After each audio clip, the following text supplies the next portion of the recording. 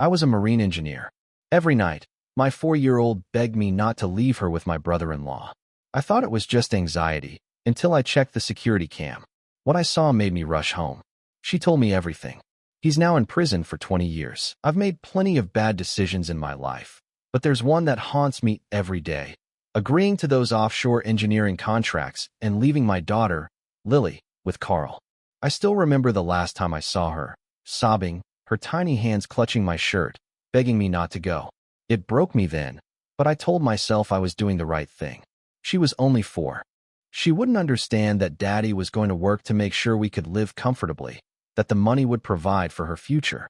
I had to leave for the shipyard at night to work these shifts that paid far more than anything else I could get. I told myself it was worth it. But every night as I drove away, I heard her crying in the back of my mind. She'd be standing by the door, her face pressed to the glass, watching as I backed out of the driveway. Every time, I told myself I'd make it up to her. And there was something in her eyes, something that wasn't there before, whenever I called to check in. She'd cling to Carl more, hiding behind his legs whenever I called to speak to her. I should have noticed. I should have seen the bruises that didn't make sense. But I told myself Carl was just roughhousing with her, that she'd fallen down while playing. I wanted to believe it. Hell, I needed to believe it. I was exhausted. Working those long shifts, barely sleeping, trying to push through it all for her, trying to make the money that would secure a better life for both of us. I ignored the small bruises on her arms. I told myself Carl was a great guy. He wouldn't hurt her. He was my brother-in-law. He'd never do anything to harm her. And that was the lie I kept telling myself. I still remember the day I left for the last time. I kissed Lily on the forehead, promised I'd be back soon, and told her I loved her. And when I pulled out of the driveway, her face pressed to the glass, I felt that sinking feeling again. It didn't sit right, but I told myself I was doing it for her. But every night since then, as I worked the late shifts, I couldn't shake the image of her face, pressed against that glass, pleading with me not to go. Now, every day, I replay the moments I ignored, her little signs, her fearful eyes, the sound of her sobbing in my ears. I should have stayed. I should have listened. The night before my shift, Lily had a meltdown. I wasn't expecting it, but the minute I walked through the door, she screamed. Not the kind of scream you expect from a 4-year-old having a tantrum. This was something deeper, something that rattled me to the core. "Daddy, don't leave me," she cried, her little body trembling in Carl's arms. I froze at the entrance, her wails cutting right through me. Carl's face was tight, trying to soothe her, but Lily wouldn't stop. She was clutching his shirt, her small hands pulling at his sleeve as though holding on for dear life. I took a slow step forward, kneeling down to her level. "Lily, baby, what's wrong?" She looked at me, eyes wide with fear, and said the words that would never leave me. "Carl hurts me, Daddy. When you're gone, he hurts me." My heart stopped. It took everything I had not to fall apart right there. I glanced up at Carl. His face was pale, but he was trying to keep it together, his jaw clenched. But there was something in his smile. It wasn't right. "I told you, Jonah," Carl said, his voice calm, but too calm. "She's just acting out. She's been through a lot with you working all these nights. She'll be fine. It's just a phase." Lily, on the other hand, wasn't fine. She was sobbing, clutching my shirt like she was afraid I would disappear if she let go. The sound of her crying was like a blade through my chest. I wanted to scoop her up and run away with her. But I couldn't. Not yet. "I need to go, Jonah," Carl continued, his eyes avoiding mine. "I have things to do too. I'll take care of Lily. You know I will." His words hung in the air, but they didn't feel right anymore. They didn't feel like reassurance. They felt like an excuse. But then reality hit me. I had a shift to work. My job was on the line. If I didn't show up, I might lose the contract, the pay, the stability I was trying to provide for Lily. I stood up slowly, forcing the words out. "I have to go, Lily. I'll be back soon, okay? I love you." She clung to me harder, her tiny hands pulling at my shirt, her little body shaking in fear. I kissed her forehead, whispering over and over that I loved her, that I would come back. But I was lying to her. I couldn't promise I'd be there when she needed me the most. I walked out that door, Carl's words echoing in my head as Lily's cries faded in the background. "She's just acting out. It's just a phase." But deep down, I knew it wasn't. I should have listened. I should have stayed. At the shipyard, I couldn't focus. I dropped tools, made mistakes. My hands were shaking, my thoughts too tangled to keep track. My coworkers noticed, but I just brushed them off. I was barely there. All I could hear was Lily's voice. I was so lost in my head that Claudia, one of the engineers I worked with, had to snap me out of it. "Jonah," she said, her tone gentle but firm. "You need to take a break. You're all over the place. Go get some air."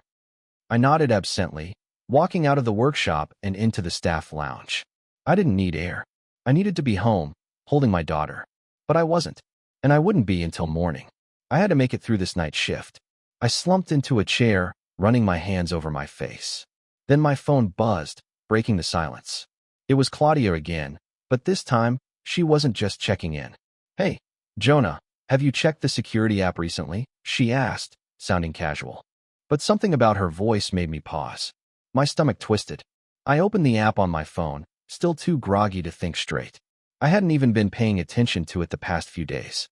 When I clicked on the feed, the old baby monitor that had been in Lily's room appeared on the screen.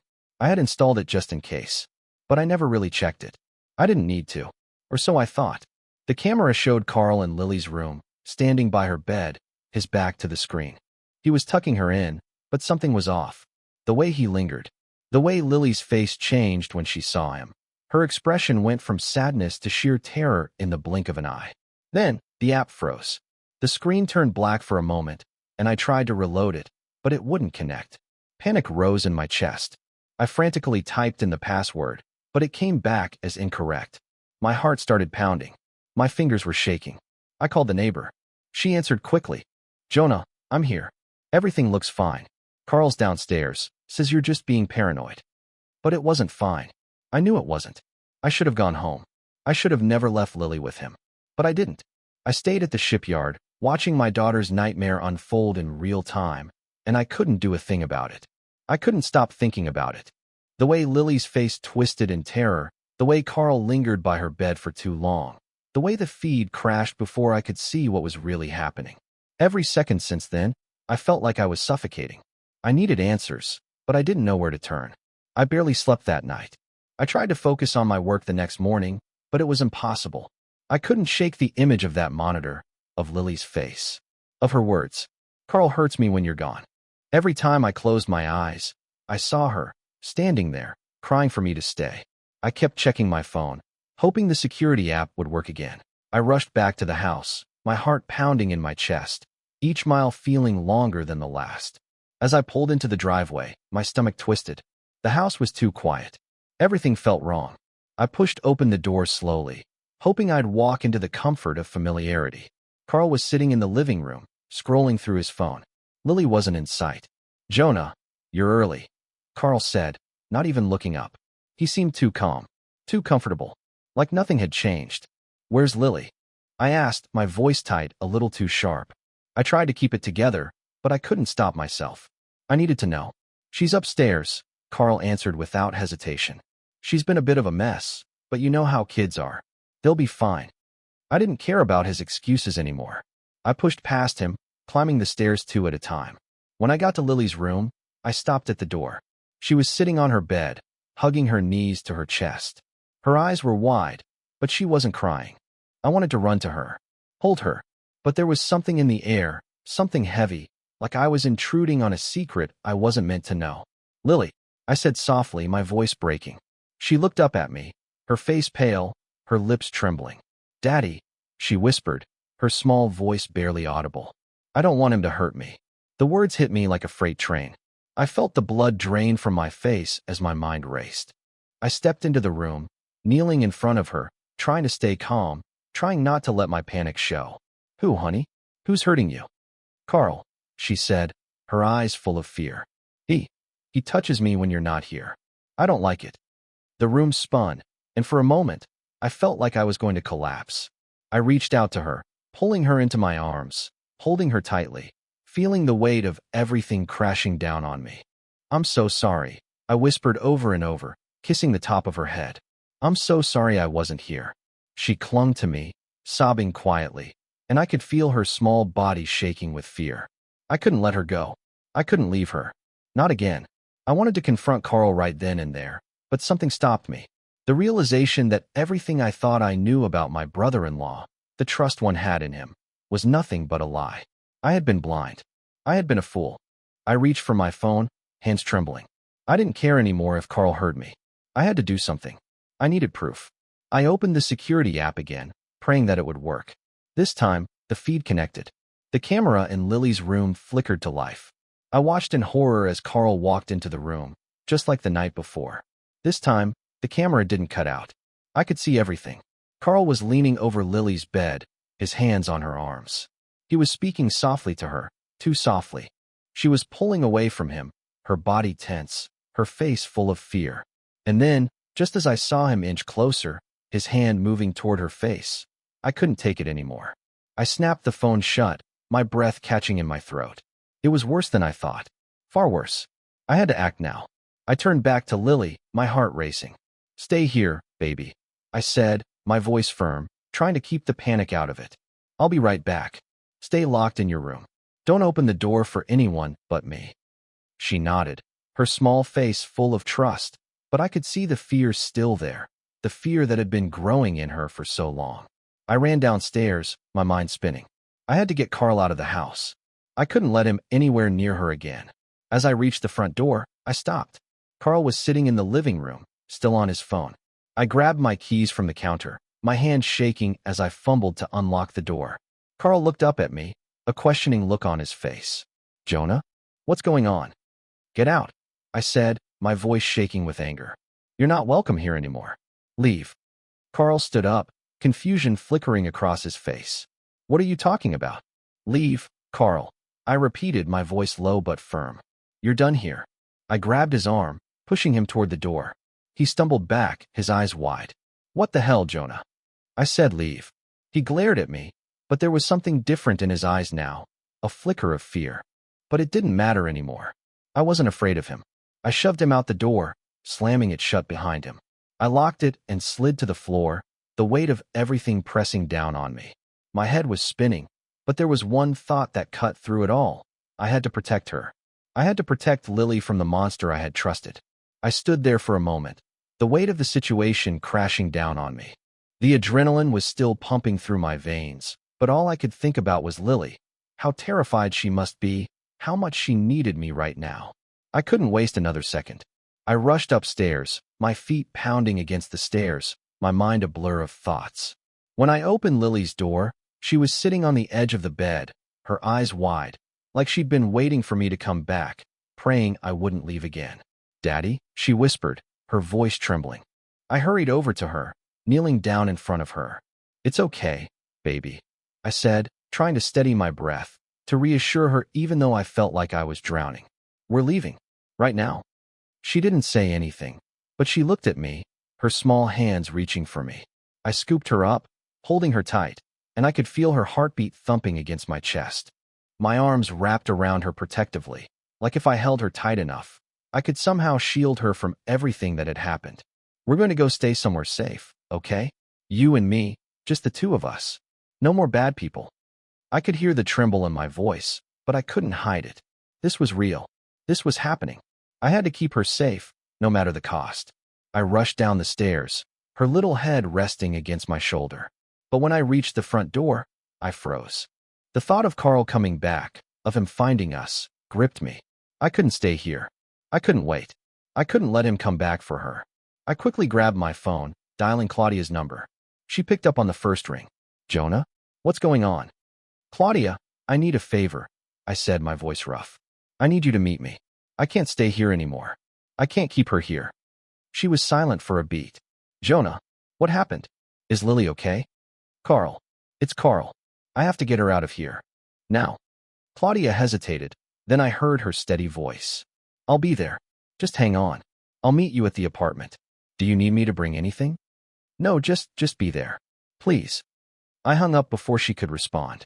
I grabbed the bag I'd packed the night before, only half full, but it had the essentials, and rushed out the door, locking it behind me. The air outside was cold, a sharp reminder that I wasn't just leaving a house. I was leaving everything behind. I had to. For her.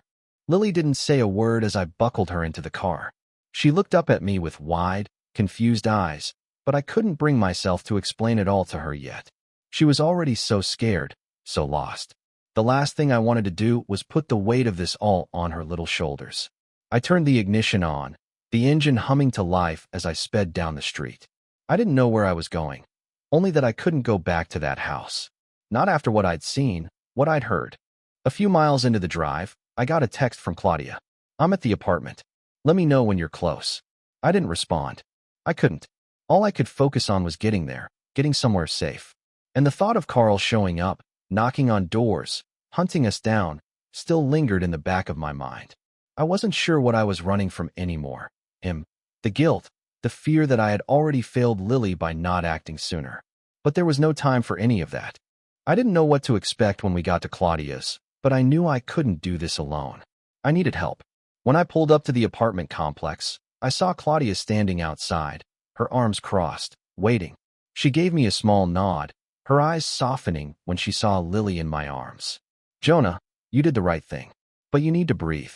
"She needs you to breathe," Claudia said, her voice gentle but firm. I nodded, trying to swallow the lump in my throat. I could barely breathe, let alone think straight. But I needed to be strong for Lily. She was the only thing that mattered now. "Come on," Claudia said, taking a step back. "Let's get you both inside." I followed her up the stairs to her apartment, and for the first time in a long time, I felt like I could exhale. This place was different. Safe.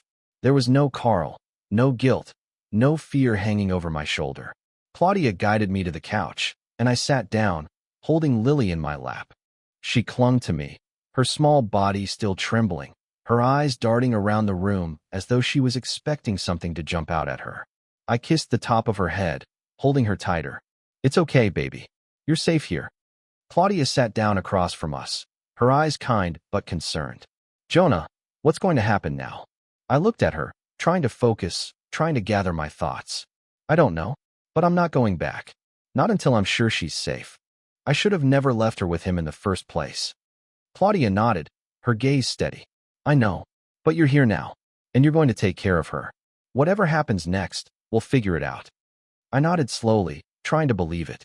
But the fear, the uncertainty, still gripped me. Lily shifted in my arms, looking up at me with tired eyes. "Daddy, will Carl come here?" I felt my heart drop. I didn't want to lie to her, but I also couldn't tell her the truth. "Not yet." "No, baby. Carl's not going to hurt you anymore. You're safe now." Her small hands curled into my shirt as she nodded slowly, but I could see the fear still in her eyes. I looked at Claudia, a silent plea in my gaze. I needed a plan, a way to make sure that Carl couldn't hurt Lily again. I had no idea where to start, but I knew one thing for sure. I wasn't going to let this go. The days after we arrived at Claudia's apartment felt like a blur. I spent every moment with Lily, trying to give her as much comfort as I could while keeping her safe. But the lingering doubt in my mind, was I overreacting? Did I have enough to prove Carl was the monster I suspected? Kept gnawing at me. Claudia had made it clear that, as much as she wanted to help, there wasn't much we could do without more evidence.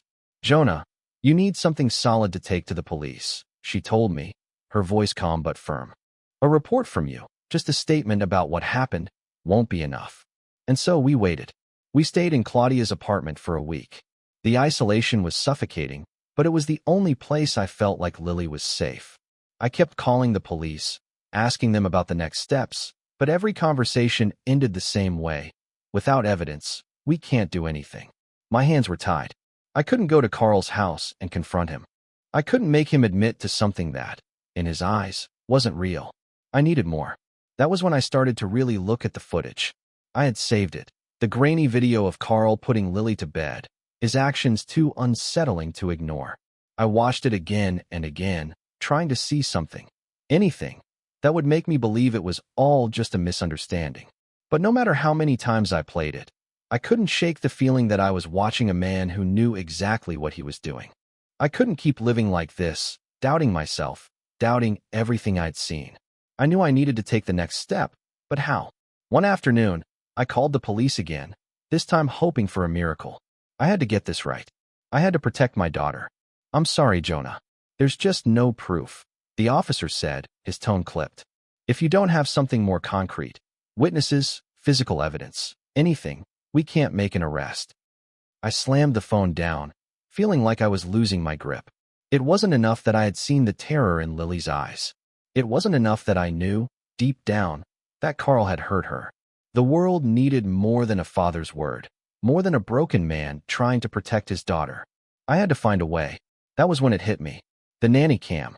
I had installed it months ago, thinking it would be a security measure. But now, it was my only hope. I couldn't just sit around and wait for something to fall into my lap. I had to act. I pulled out my phone and opened the app again, praying that the feed would work this time. When it connected, I let out a breath I hadn't realized I was holding. The camera was still there, still functioning. But I knew I didn't have much time before Carl would notice I was watching. I clicked into the footage from the last few nights. I watched Carl come in to say goodnight to Lily. But this time, I saw it clearly, his hand brushing against her arm, the way she flinched, the way her face tightened. It wasn't normal. It wasn't safe. I hit record. I wasn't going to let him get away with this. But just as quickly as it started, the feed froze again. No, no, no. I muttered under my breath, hitting the app repeatedly. But it was no use. The screen was black. The footage was gone. The evidence I needed slipped through my fingers like sand. I felt a wave of panic rise in my chest. I needed this. I needed proof to make sure Carl would never hurt Lily again. And now it was gone. I threw the phone down on the couch, my heart racing. What was I supposed to do now? I had nothing left but a broken, grainy video and a sinking feeling in my gut that I had waited too long. Jonah. Claudia's voice came from the doorway, soft but concerned. She had been quiet, giving me space while I worked through this. But I could see the worry in her eyes when she looked at me. Claudia, I lost it. I lost everything, I said, running a hand through my hair in frustration.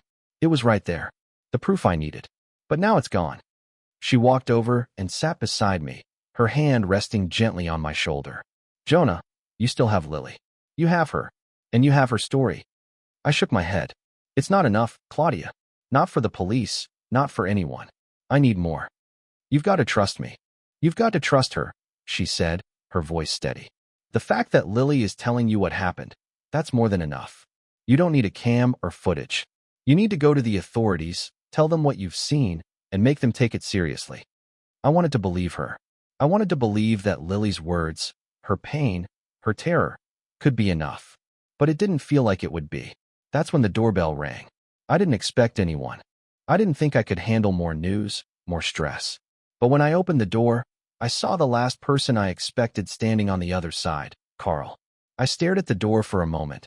Carl's presence at the threshold a shock to my already frayed nerves. How was he here? Why was he here? I just forced him out of my house a week ago. He wasn't welcome. And yet, there he was, standing in the doorway, his face a mask of feigned innocence. I know you're angry, Jonah, Carl said, his voice calm, almost pleading. But this has to be sorted out. You can't just shut me out like this. I stood frozen, unsure of what to say, what to do. My mind was still reeling from everything that had happened. The phone call from the police, the failed security footage, the overwhelming guilt of not protecting Lily sooner. I'm not talking to you, Carl, I finally said, my voice tight, cold. Not after what you did. What you've done. His face twitched, just slightly. But then, like it was nothing, like he wasn't the man who had terrorized my daughter, he stepped inside without waiting for an invitation. I get it, okay, he said, taking a slow step into the living room. You think I did something wrong.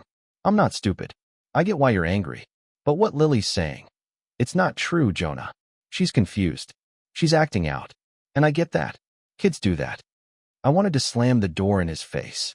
I wanted to scream at him, to drag him into the street and make him pay for everything he'd done to her. But I didn't. Because Lily was still in the other room. Because she was the one I had to protect now. I know what I saw, I said, my voice barely above a whisper. I know what she said. And I'm not going to let you near her again, Carl. You don't get to come in here and pretend nothing happened. He opened his mouth to say something more, but I didn't let him. I couldn't. My patience was gone, and the man in front of me wasn't the brother-in-law I thought I knew. We're done here, I said. I don't care if you think this is all some misunderstanding. You're not welcome in my house. Not now. Not ever. Carl took a step back, his face darkening with frustration. You're making a huge mistake, Jonah, he said, but there was no conviction behind his words. Just desperation. I've already made my decision, I said, my voice firm. Now get out. He hesitated, like he wanted to argue, like he wanted to convince me that I was wrong. But I wasn't wrong. I couldn't be. I slammed the door behind him, locking it with shaking hands, my heart pounding in my chest. I leaned against the door, feeling the weight of the moment wash over me. I had stood my ground. I had finally stood up for Lily. I turned, looking over at Claudia, who had been quiet, watching everything unfold. She didn't say anything at first, just gave me a small, knowing nod. I didn't need to hear her praise. I didn't need to hear anyone say I had done the right thing. I needed to know Lily was okay. I walked into the living room, where Lily was sitting, quietly playing with her favorite stuffed bear. She looked up at me, her big eyes wide, like she was waiting for something. "Daddy, is he gone?" she asked, her voice small. I knelt down beside her, brushing a lock of hair away from her face. "He's gone, sweetheart. He's not going to hurt you anymore. I promise." Her lips trembled, and she climbed into my lap without saying a word. She didn't need to. I held her tightly, wishing I could protect her from everything, from the past, from the man who had betrayed both of us. A knock at the door broke the silence. I froze, my heart racing. I didn't want to see Carl again. I didn't want him anywhere near us. But when I looked through the peephole, I saw a familiar face. It was a social worker. Claudia looked at me, her face serious. "It's probably time." I opened the door, and the woman standing there introduced herself. "Hi, I'm Sarah Taylor. I'm with Child Protective Services. I'm here for the supervised visit." My heart skipped a beat. A supervised visit. It wasn't just Carl showing up at my door to beg for forgiveness. No, this was something far more official, far more dangerous. It was the first step in the system, and it scared me more than anything had in a long time. "Jonah?" Claudia asked, her voice gentle. "This is how we make sure Lily's safe. It's the next step." I swallowed hard, my throat dry, my mind still reeling from everything that had happened. "I know," I said, my voice shaky. I didn't expect it to happen like this." Sarah stepped inside, clipboard in hand, her presence cold and professional. She spoke briefly with Claudia, setting up the space for the supervised visit. It was strange, almost surreal. I wasn't prepared for this. I wasn't ready for the legal process to begin. Lily was still on my lap, her little hands clutching my shirt as if she were afraid to let go. I didn't know what would happen next. I didn't know if the system would protect her, if the truth would come out the way it needed to. The doorbell rang again, and when I opened it, Carl was standing there. He was trying to be calm, trying to act like he hadn't just been kicked out of the house, trying to act like everything was fine. But it wasn't fine. And it wouldn't be fine until I made sure Lily was safe. The social worker looked at Carl, her expression cold, unreadable. "Mr. Carl, we'll need to conduct this visit under supervision. Please follow me." Carl's face twisted with frustration, but he didn't argue. He followed Sarah into the living room, where she sat down with him, clipboard still in hand. Lily clung to me harder when she saw Carl sitting across from us. I kissed the top of her head, murmuring soft reassurances. "It's okay, baby. You're safe. You're safe." But I couldn't help the sick feeling in my stomach. This wasn't over. It wasn't anywhere near over. But at least I knew one thing for sure. I wasn't going to let Carl manipulate his way back into our lives. Not now. Not ever. The supervised visit was far worse than I had imagined. Carl sat across from me, his demeanor almost too calm. He knew he was being watched. His eyes flickered to the social worker every now and then, but he maintained his poker face, never letting his guard down. It was like he was playing a game, one I couldn't win unless I had something to prove. Lily clung to me throughout the visit, her little arms wrapped tightly around my neck as if I were the only thing keeping her grounded. I didn't want to let her go, but I had to. The social worker needed to talk to both of us, to assess the situation. "Jonah, it's time to let Lily draw with Carl for a while," Sarah said softly, her voice professional but kind. Lily's eyes immediately widened, her grip tightening on my shirt. I could feel her heart beating against mine, her small body trembling. I held her tighter, whispering to her, but I knew what had to happen. If I wanted to move forward, if I wanted to protect her, I had to let go. I had to trust the process. "Lily," I said gently, "it's okay, sweetheart. I'm right here. You don't have to talk to him. Just let him draw with you for a little bit, and I'll be watching." She hesitated, her eyes darting between Carl and me, but slowly, very slowly, she nodded. She climbed down from my lap and walked toward the table, But she didn't take her eyes off me as she sat next to Carl. Carl smiled, that empty smile, the one that always made my skin crawl. He reached for a piece of paper and a crayon.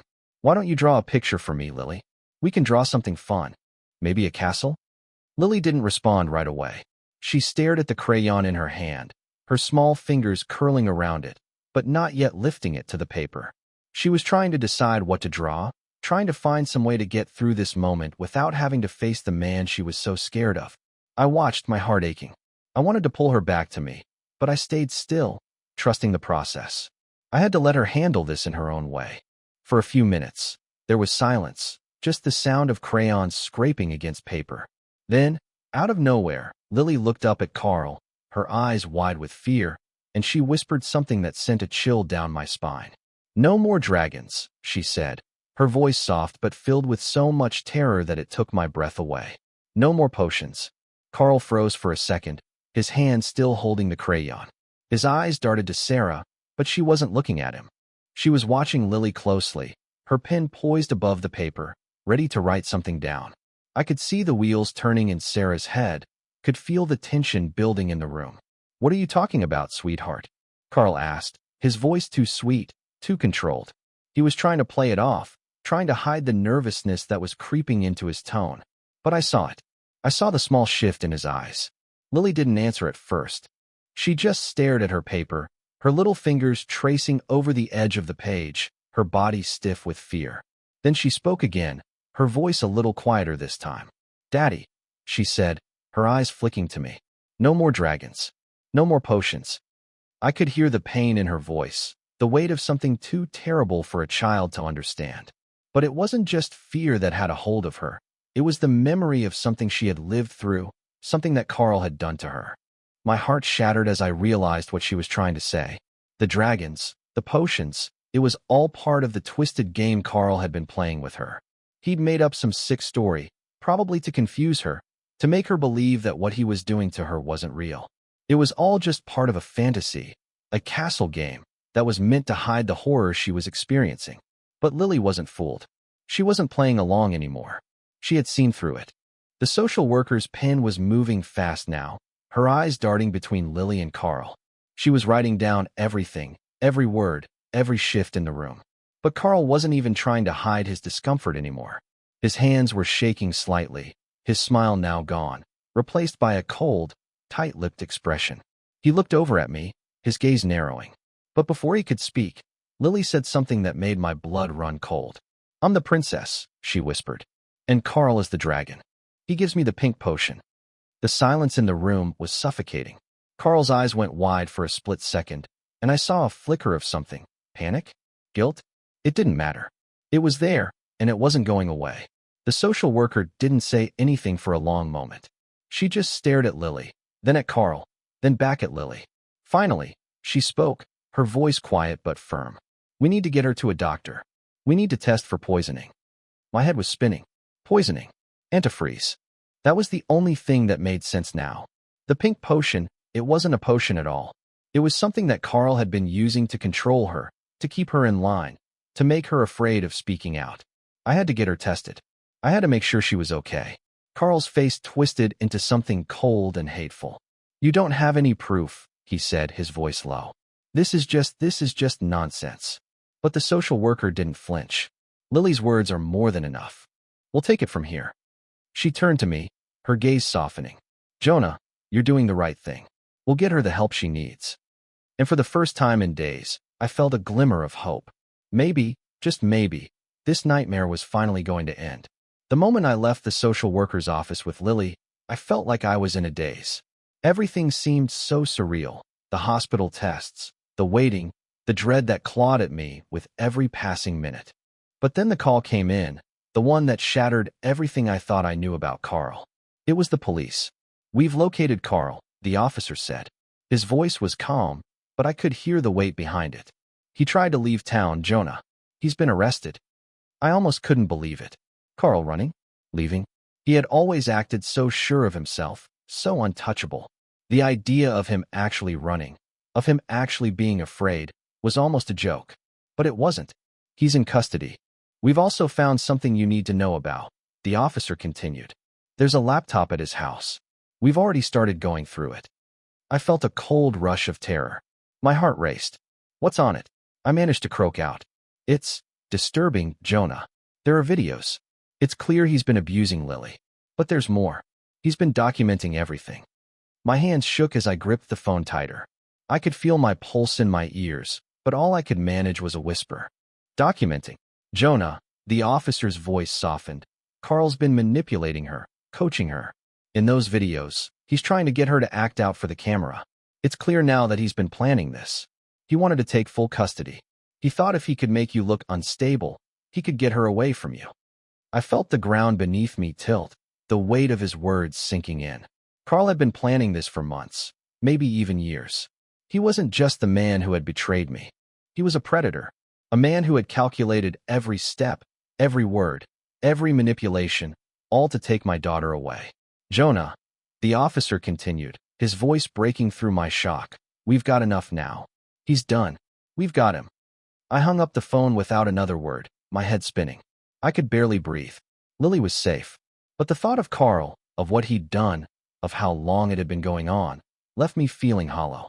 I found myself back at Claudia's apartment, pacing, my mind racing with 1,000 thoughts. Carl was in custody. The police had everything they needed to send him to jail for a long time. And yet, a part of me couldn't shake the image of him sitting there, pretending to be my friend, pretending to be a good uncle to Lily. Jonah, Claudia said, her voice gentle but firm. You've done everything right. You've protected her. You've done the hard part. I didn't answer. I couldn't. I didn't feel like I had done anything. I felt like I was still failing her. Lily had been quiet all afternoon, her small face drawn with worry. She hadn't said much since the social worker left, but I could see the unease in her eyes. She was still processing what had happened, still struggling to understand that the world she had known was shattered. Claudia looked at me, her eyes full of sympathy. Jonah, you're not failing her. You're saving her. I didn't know how to respond to that. I wanted to believe her, but it was hard. So much had happened so fast. So much had changed. I had protected Lily from one monster, but now I had to figure out how to protect her from the damage Carl had done. The damage he'd already planned to do. Do you think she'll be okay? I asked quietly, my voice shaky. Do you think she can recover from this? Claudia didn't hesitate. Yes. She'll need time. She'll need therapy, and she'll need you. But you're her rock. You've always been there for her, and now you're doing the right thing. I wanted to believe her. I wanted to hope. But the doubt lingered. What if I wasn't enough? What if the scars Carl had left ran too deep? A knock on the door pulled me out of my spiral. Claudia got up to answer it, and when she opened the door, I saw the police officer who had called me earlier standing there. He looked at me, his face somber. Jonah, he said, I need you to come with me. We've got some things to show you. I nodded slowly, my heart sinking again. But this time, it wasn't fear that gripped me. It was something else. Something I couldn't name yet. I followed the officer out, and we drove to the police station in silence, my mind still racing. When we arrived, the officer led me to an interrogation room, where I saw the evidence they had gathered. A laptop was open on the table, its screen displaying videos, disturbing footage that made my stomach turn. I didn't need to watch much of it to know what I was seeing. Carl had been using those videos as leverage, manipulating Lily and others, controlling them with fear and lies. He had been systematically grooming her, breaking her down until she couldn't tell the difference between reality and the twisted fantasy he had created. The officer flipped through the footage, showing me everything they'd uncovered. Carl had been so careful, editing the videos, changing dates, twisting the truth. But it was all there. The manipulation, the threats, the lies. You see it now, the officer said, his voice hard. Carl thought he could get away with it. He thought he could destroy your family. I nodded, my throat tight. He did. He almost did. But not anymore. Not anymore. The news hit me harder than I thought it would. I had expected Carl to fight this, to go to trial, to drag us through the legal system and make us relive everything he had done. I thought I'd have to testify, that I'd have to face him in court and fight for my daughter's safety. But that never happened. Carl never made it to trial. Instead, he pled guilty. The legal system moved fast once they had everything. Once they had the videos, the evidence, the witness statements, and Lily's testimony. Carl's lawyer didn't even try to fight it. They pleaded down the charges, and Carl accepted a deal. He pled guilty to multiple felony charges: child abuse, attempted murder, the poisoning. They had everything on him. And in exchange, he took a deal that would guarantee him a long sentence, though he would avoid trial. No long, drawn-out court battles. No more delays. It was over. I couldn't wrap my mind around it. I had spent so much time imagining what it would feel like to face him, to make him pay for what he had done.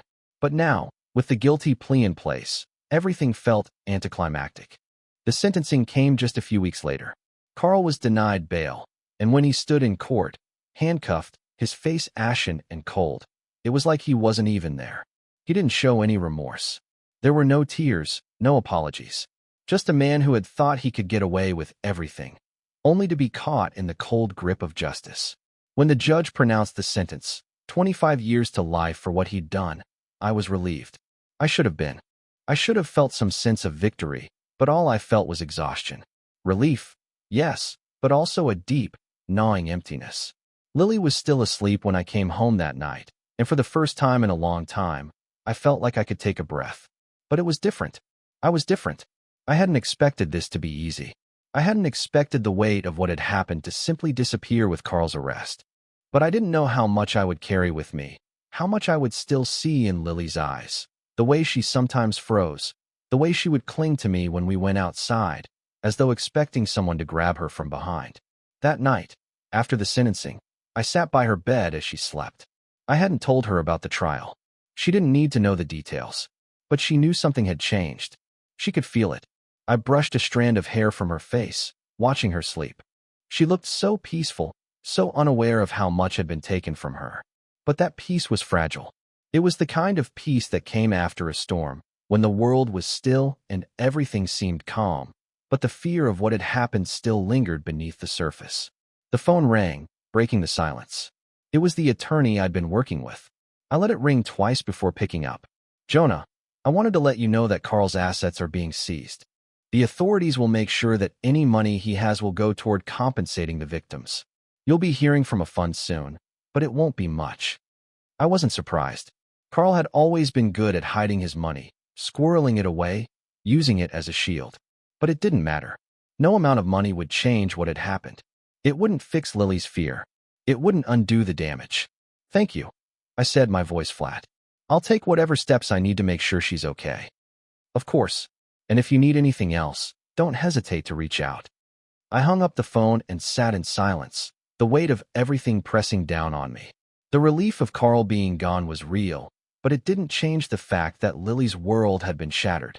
She would need years of therapy, of support, to even begin to heal from this. But we were moving forward. A couple of weeks later, I left my job at the shipyard. They had offered me my position back after the trial, but I couldn't go back. Not now. Not with everything that had happened. I didn't need the money, not anymore. I wanted to be there for Lily. I wanted to focus on rebuilding her sense of safety, of trust. I didn't tell anyone, but I had been looking at houses, thinking of moving. Somewhere far from here. Somewhere I could start fresh. Somewhere Lily could grow up without the fear that Carl, or anyone, could hurt her again. I didn't know if I was doing the right thing. I didn't know if moving was the answer, but I had to do something. I had to give Lily a future that wasn't tainted by the shadow of Carl. Therapists had said it would take time, years, maybe, for her to fully heal. But I believed she could. I had to believe that. And as for Carl, he'd be in prison for the rest of his life. His reign of terror was over, and he would never have the chance to hurt anyone again. But I would never forget the pain in Lily's eyes when she whispered to me, "No more dragons. No more potions." That's what I had to live with. The knowledge that I had failed to protect her sooner. That I had let Carl's lies and manipulation poison our lives for so long.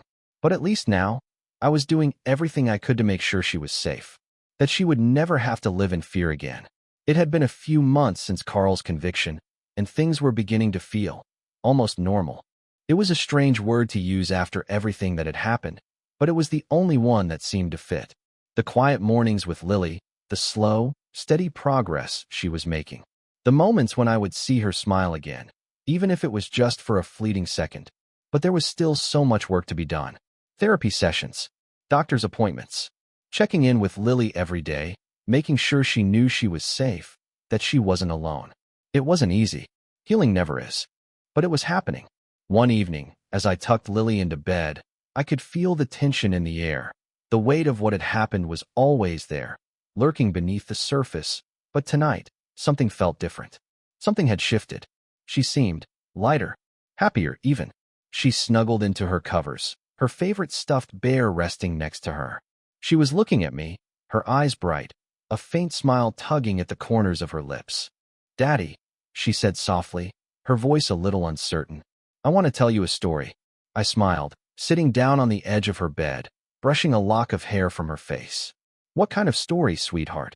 Her smile grew just a little bit wider, her eyes shining with a mix of excitement and something else, something I hadn't seen in a long time. "Hope. A story about me and you," she said, her voice steady and sure now. "And how we escaped the castle." I leaned forward, intrigued. "A castle?" She nodded, her small hand reaching for mine. "Yeah, a big, scary castle.